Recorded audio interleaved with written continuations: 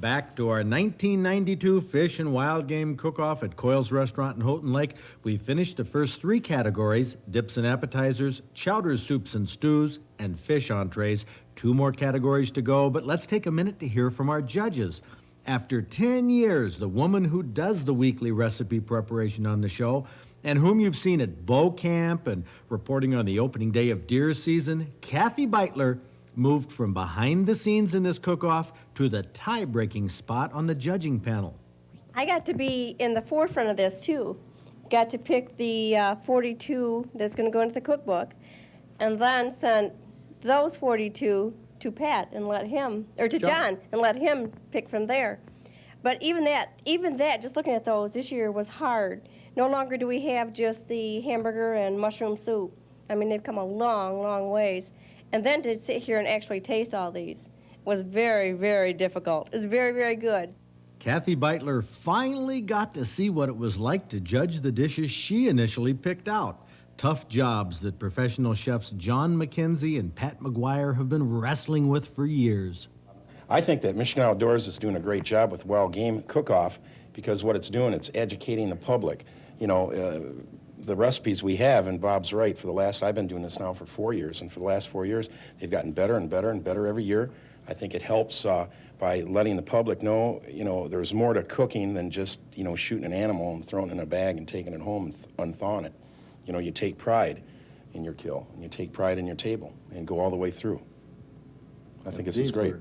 Oh, wonderful, just great. I'd hire any one of these people in here tonight. Cheap though. No kidding. Well, Mr. McKenzie, you're a restaurateur. Yes. I would hire them also, but of course I pay more than Pat does.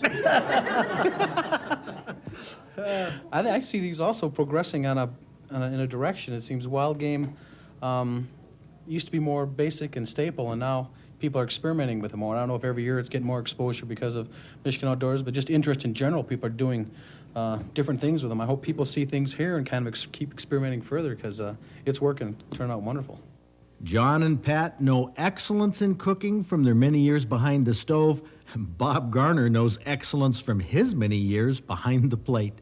Okay, you guys have eaten 10 different dishes. Well, some of you still eating. Yeah, would you like some? How do you feel? Stuffed. It was wonderful. I feel great.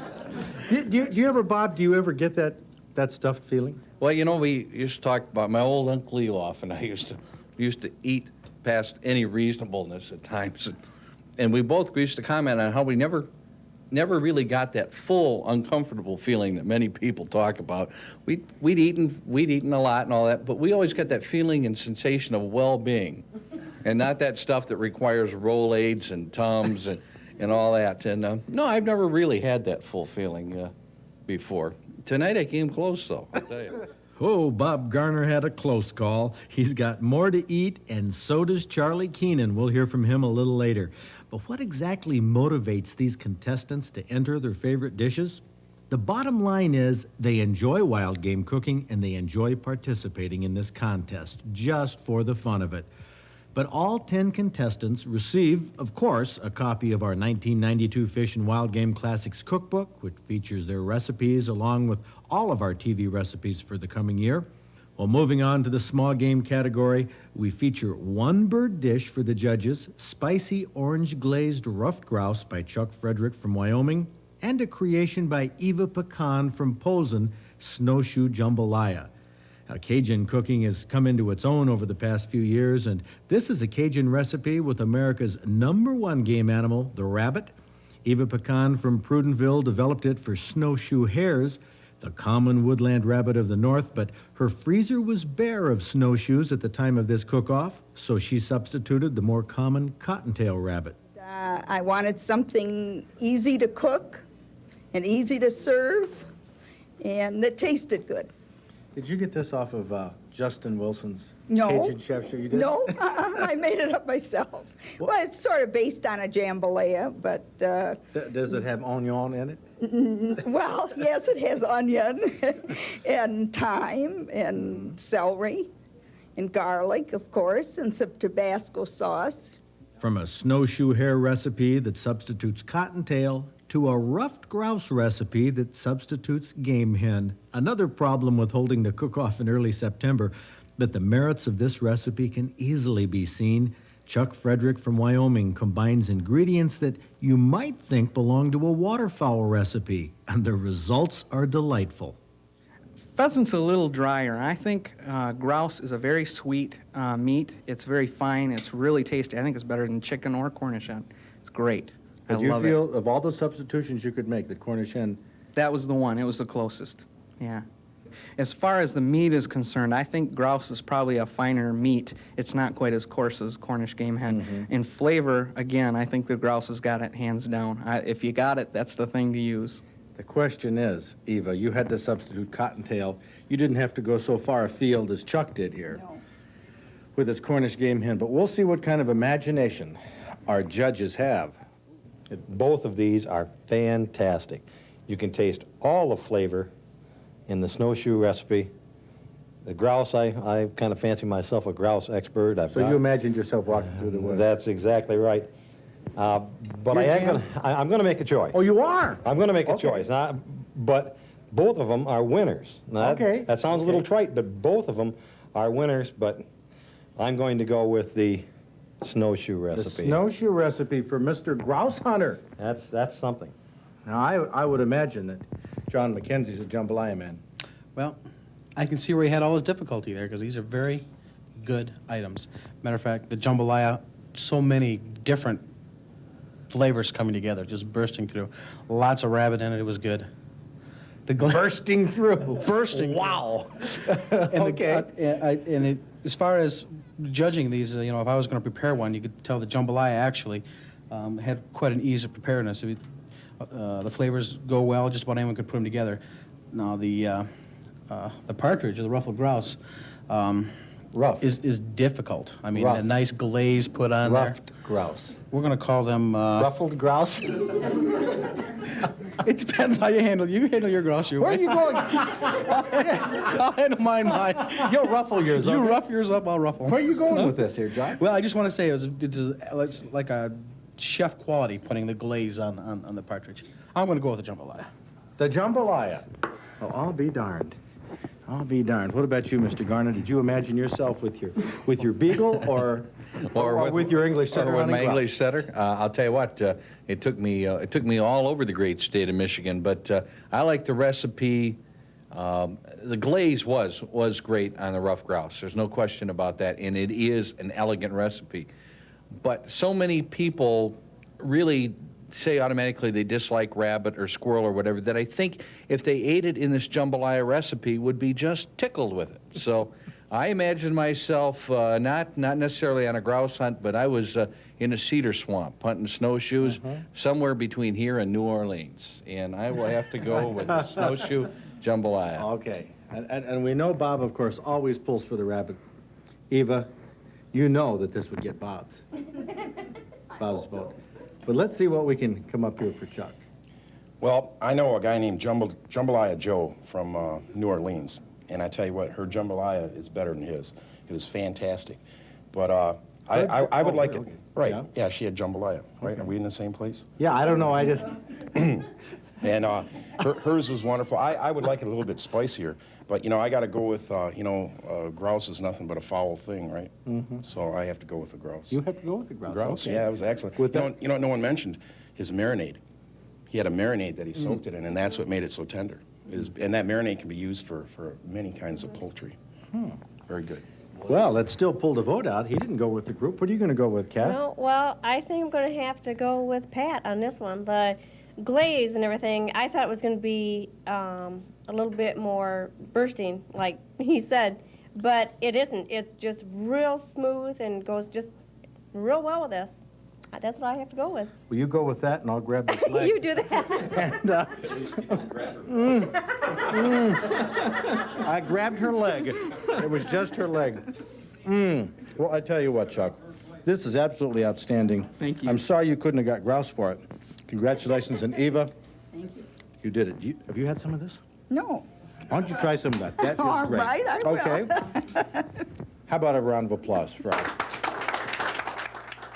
Our final category is big game, which basically means venison. We have dinner in a pumpkin, which uses venison burger, and apple juice venison that features venison chops. A good pair for the judges to consider.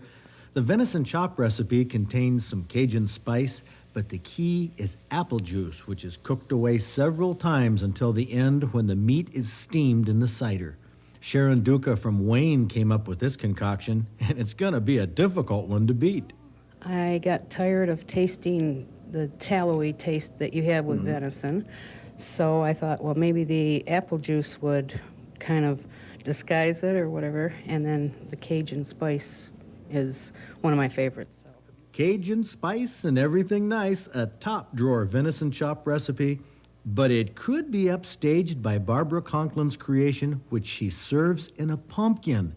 Barbara is from Fairborn, Ohio. She enters award-winning recipes each year, usually with pheasant. This is her first venture into the venison category, and it's totally unique. Well, it's called Dinner in a Pumpkin, and it's a nice little autumn dinner that you prepare the filling ahead of time, and then you spoon it into a pumpkin shell and bake it in the oven. And if you're very artistic, which I'm not, you can decorate the face of the pumpkin and make it kind of comical or whatever you want to do. Just make it an amusing little dinner item. Will the judges be amused, or will they take it seriously? Let's find out. The venison, it's nice to have venison any time of the year, and the apple juice venison was as tender as you're going to have venison. But the pumpkin, I can see that becoming a family tradition. Just before Christmas time or maybe after Thanksgiving, doing this and feeding the whole family with a pumpkin in the center of the table, so I'm going for dinner and a pumpkin. Dinner and a pumpkin. All right. Well, Mr. Restaurateur, would you set something like that out on your buffet? Oh, I sure would. It is beautiful.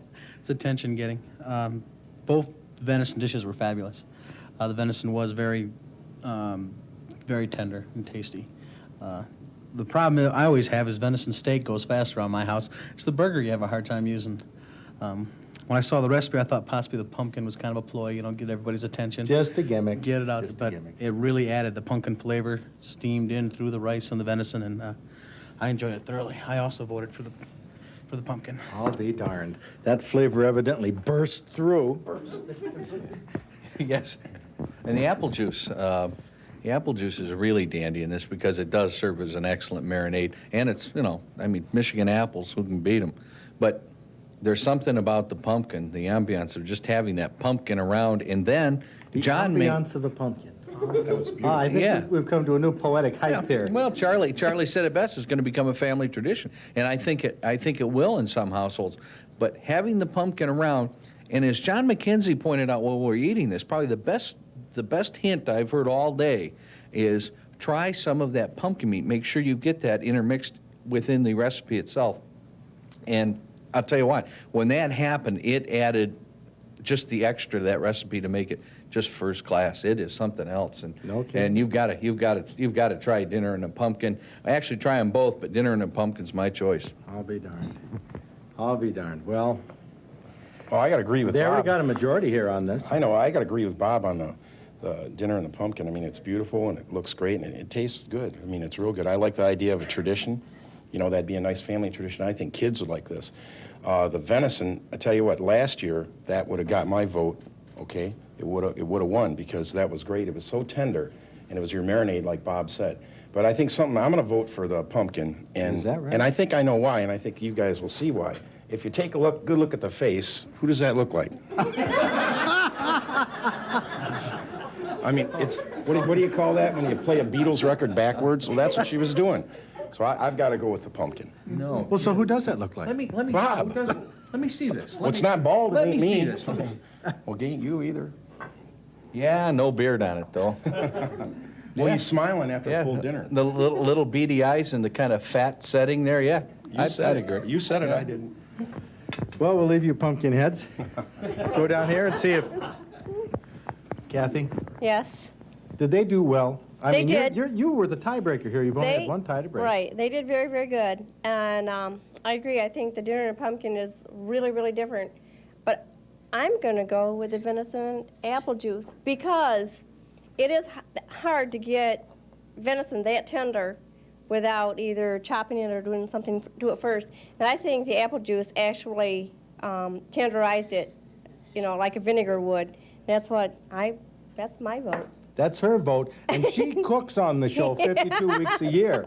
So just let that be a lesson. But here we have it. Congratulations to you both. Sharon, that was phenomenal. Thank you. Phenomenally tender venison. Just like you said, Barbara, you did it. Congratulations to Barbara Conklin. Round of applause here, please, for this lady.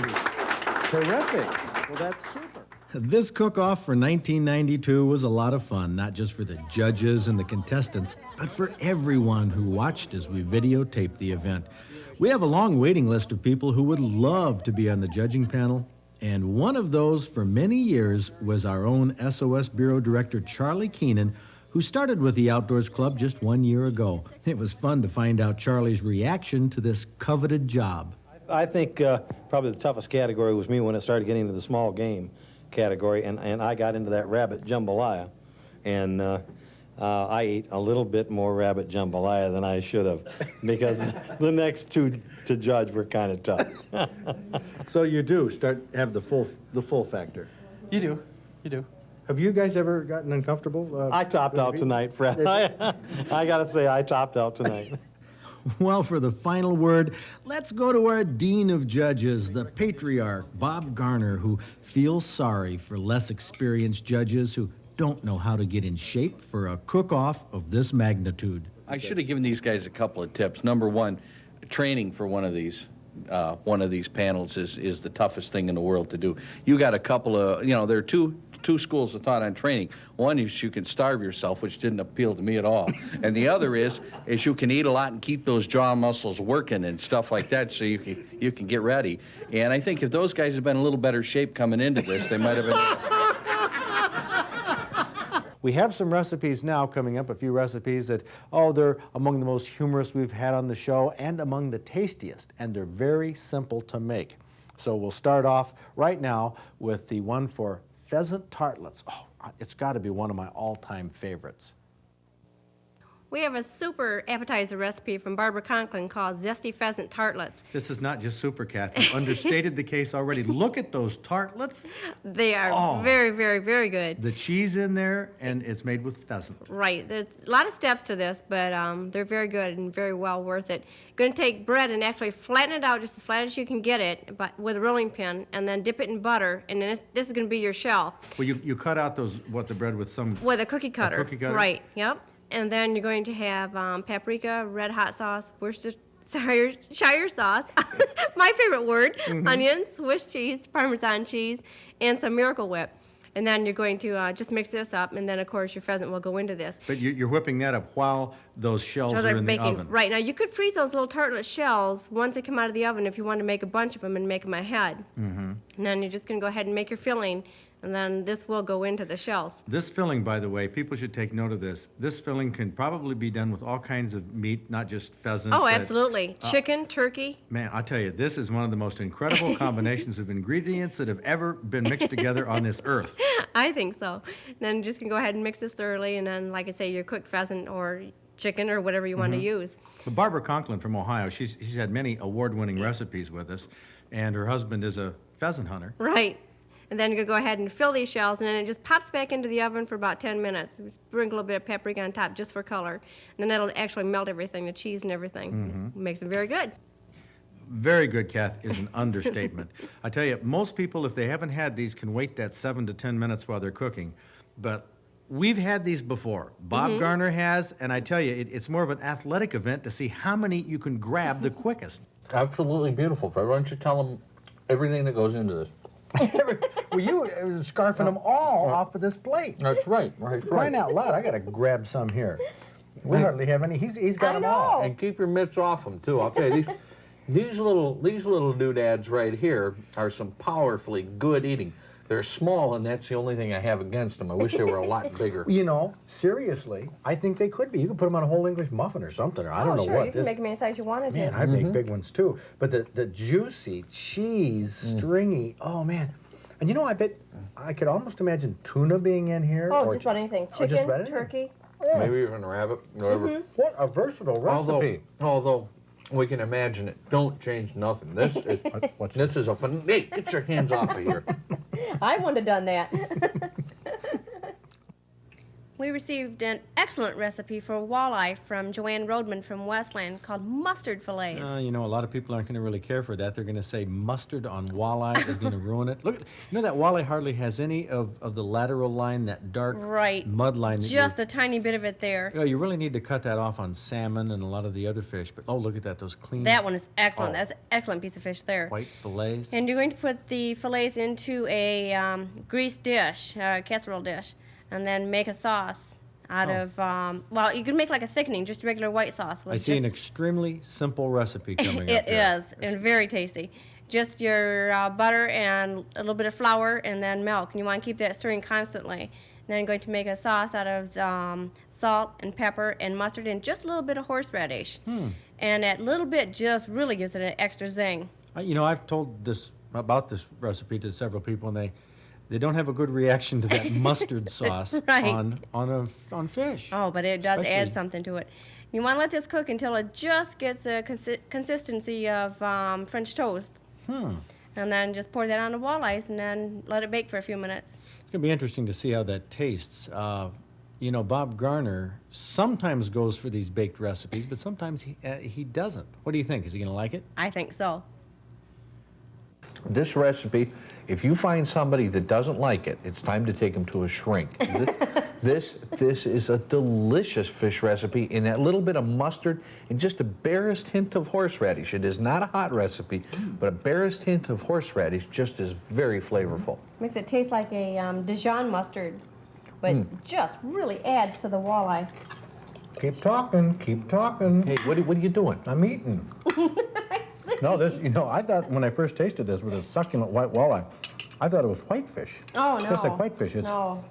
It's just excellent. Yep. The fillets were very good to start with. Hey, best reason in the world to get out and get a few jigs and crawlers and go catch some Why don't we walleye. cut all this chatter and just eat? Good idea. This is great. Robert Perkins sent us a recipe for venison roll-ups, which is Fred's favorite way to fix any kind of venison. Going to take venison steaks, and now these are just sliced real thin. A lot of the roll-ups, you pound the meat down to size, but these are just going to slice it thin. And then add your seasoning salt and seasoning pepper, and that's the only seasonings that go on these steaks. And it looks like quite a bit of garlic, but these are going to be spread out over the steaks, and it's just garlic cloves. And then we're going to make a filling out of cheddar cheese, Swiss cheese, and onion. And you could use just about any kind of filling you wanted here. Some of them have called for a pickle. We've done some with onions. But this one is just real mild and doesn't take away from the venison at all. And you do want to make sure that the cheeses are all mixed up together because they're going to be spread out over the different pieces of steak. And then the trick to keeping the filling in is to keep it as much in the middle of the piece of steak as possible, and then roll it quite tight, making sure that you just poke the filling in as you go. And then you're going to secure each piece with toothpicks. And we're going to brown these in just a little bit of butter. And you do want to make sure that you brown each side of the steaks, not just the one. And it's hard to get around those toothpicks, but it can be done. And at this point, if you wanted to freeze them once they're brown, this would be a great time to do it rather than when you put all the sauce and everything on. And then we're going to simmer these in a little bit of wine vinegar and a little bit of red wine. And you just let these go ahead and finish cooking in the juices. And you can tell when they're done because they will lose their color. They will lose their bright red color. And then we're going to make a roux out of a little bit of cornstarch and flour and water. And it does go into the juices from the wine and wine vinegar. And it'll be quite thick when it's done. And I think this is going to be one of Bob Garner's favorite way of eating steak. And just as a little insurance, I'm going to nab onto one of these leftover ones. A leftover one? I love caribou. It's not leftover. The one that's on the plate. Freddie, you know I don't like to fly. I'm really considering it this year. I think I would even try and fly in myself to get one of the. This is incredible. But it has a venison taste, but it's mild. Yeah, very, very It's mild. tender. Oh, excellent. The recipe does it justice too. Yes, there's not a whole lot of ingredients to this that take away from the venison. I love roll-ups. I really do. I don't know know why you it do. is. There hasn't been a roll-up recipe I haven't liked. And this sauce, I tried some of it cold just a few minutes ago before we started. Ugh. Oh, it was awful. But when heated up like this, it's It does terrific. make a difference. Yeah, the flavors Terrific. come through in it. Fred, when people ask you what caribou tastes like they ask me, I tell you, there's only one answer. It is maybe over the best of the venison. Oh, absolutely. Phenomenal recipe. Now that's an endorsement for a recipe. If Bob Garner will get on a plane, which he won't do normally, won't even discuss it, you know that caribou meat and those venison roll-ups have got to be top drawer. But we're always asked, does Bob like everything we eat on the show? Are you kidding me? Every now and then we come across one that, believe it or not, turns his nose up at. Susan Morrow from Frankenmuth, you sent us a recipe that's going to go down in history as a classic. Fish Supreme is the name of it. And Kathy Beitler, what did you use in this recipe? This is steelhead. You could use salmon or lake trout. Boy, that is but light-colored It steelhead. is, very. And you want to line a broiler pan with aluminum foil. You could use a grill on top of that instead of aluminum foil. And it's got some different ingredients. It's got Parmesan cheese, your lemon juice, yogurt, nutmeg, onions, and cooked spinach. It's cooked and chopped, and then it's got egg yolk mixed Egg up yolk, in it. kind of a high cholesterol deal. Yes, but for very. people who don't have a problem. Yeah. And a nutmeg. Uh-huh. Okay, this ingredient is going to come into play in just a moment, folks. And about a quarter cup of yogurt and some lemon juice. And this is going to actually just make a filling. Oh, and I tasted this filling, Kath, before you put it on the fish, and I loved it. This would be great on anything. I It think would it'd be be a- good on rabbit, wild game, just about anything. It would be a great dip. Yes, very it'd have to frankly. cook a little bit first, but yes, it'd be very good. And just go ahead and put that on the fish, and then pop it back in the oven for a few minutes. Now, this is called Fish Supreme. It should be called Fish Surprise because Bob Garner's reaction is the biggest surprise of all. There's some spice, and I don't know what that spice is, but there's just something I can't tolerate. Every time we have it too, you What have the is same it? reaction. Nutmeg. Oh, Is it's that a it? nutmeg. Yes. You know what? Oh, man. That Yeah. makes this terrific. Bob, set this one out. I think, I think it's great. no, don't. I'll eat that in a minute, but seriously. I think it's great. But I like nutmeg. But I like nutmeg. Every time we have a recipe that has nutmeg in it, Is he's that right? crazy over it. Eggnog is fine to have nutmeg in, but nutmeg on fish in this amount, no thanks. We had This a couple is months ago. spinach with what, Parmesan cheese or Parmesan something? cheese and yogurt. onions? On yogurt? Oh, man. Folks, this is one of those in 100 I just don't like. Is I'm that sure it's right? fine Can you for other believe it? people, but I just don't Folks, like it. if you like nutmeg at all, you're going to love this recipe. If Bob could just get past that. This is Oh, terrific. I think it's great. I'm still chewing finally- on the first piece. We finally get enough of this to eat, Kath. That's great. Have at it. We're gonna have more nutmeg We recipes. are. Have at it. Garner is always humorous, has something funny to say about these recipes, but the next one coming up is a classic. I didn't think we could use any of them on the air. I mean, you talk about turning your nose up at a subject. Well, this is a recipe that has to do with beans, and I tell you, Garner, I think, was playing it straight. Marge Bledsoe sent us a recipe for Marge's Meaty Beans, which is an excellent recipe for this time of year, especially for deer camp. You can put it on in the morning, and then when you come back from hunting, it should be pretty much ready. It's got 3 different kinds of beans. It's got your kidney beans and your little butter beans, and then the brick oven beans, which are more like just a regular baked bean type recipe, or bean. And then you got venison burger, which you don't want to fry completely till it's completely done. You just want to get it just to that just about done stage because you don't want to overdo it. And then everything just goes all into one casserole. And then you got bacon. Now this bacon is from a wild boar that I got, and it does taste it does have its own flavor. It tastes different than your regular processed bacon. And this is smoked, but it still lends a very good flavor to this bean recipe. And you want to cook that until it is completely done.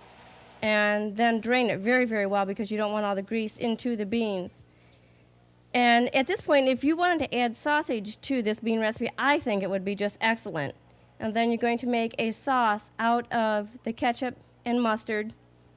And you could use a barbecue sauce here, but I think that this lends itself very well because you are going to add vinegar and then just a little bit of brown sugar for a little bit of sweetness. If you want it just a little bit sweeter, go ahead and feel free to do that. And then you just put a lid on it and let it cook down all day. And you really can't hurt this recipe by letting it cook all day long. It just gets better and better. It's an excellent, hearty recipe that will really taste good when you come in from hunting, and one that I think Bob will really enjoy. Well, this is a good combination recipe. It's kind of like a chili because it's tangy and all that, but it's kind of like a good baked beans, you know, a good bunch of baked beans. Be excellent for deer camp.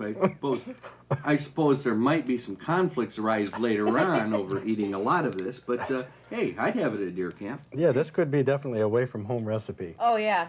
I would suggest that. These beans in here, some of these are huge, Kathy. Gonna make sleeping in camp awful interesting. It's a good recipe.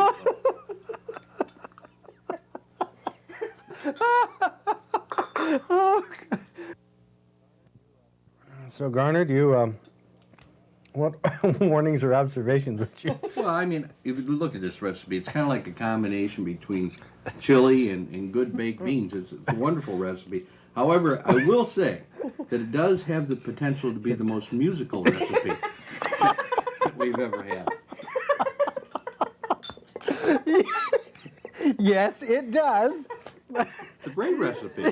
Great for deer camp. Yeah, what can you say about it? You just list the ingredients and show what's in it. Hey, and you can hear about it later, right? Echo.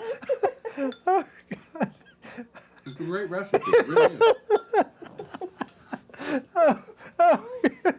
Oh, Lord.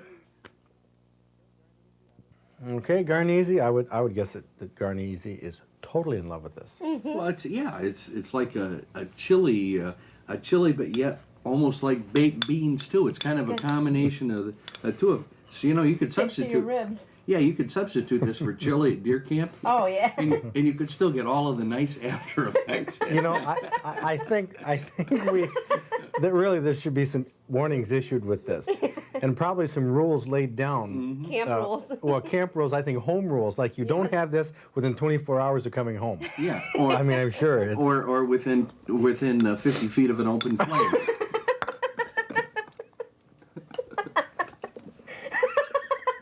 It's a good recipe, try it.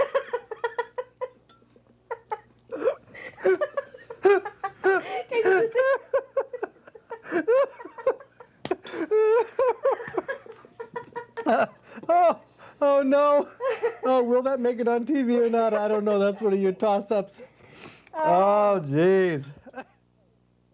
I tell you, that was one of the funniest recipe sessions that we've ever had. Bob Garner wasn't really feeling that well that day, and I think he was trying to play it straight and get it over with, but it sure struck us funny. I hope you enjoyed this tape. We have a lot of fun putting together Michigan Outdoors every week, and we have a lot of fun putting together tapes like this for people like you who support the show. So thank you very much, and I hope you keep watching, and we'll keep delivering the programs every Thursday night.